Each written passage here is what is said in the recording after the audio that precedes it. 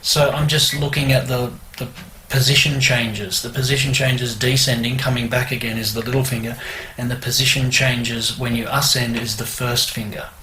So that's why sometimes if you just concentrate on where your first finger is moving and you're just thinking of what notes they are, F, A, C sharp, F, A, C sharp, F, A, C sharp, F, A, and then coming back, C, sorry, yes, C. Well, you're not really thinking of that first one. Well, I guess it's a little position change. It's just rolling your little finger back one fret. That's not much of a change, but anyway. That one's G sharp, little finger E, little finger C, little finger G sharp, little finger E, C, G sharp, E, C, G sharp. So, just when you're descending, you're just coming back in reverse. The exact same thing as you've done when you've ascended, descending just the reverse of that.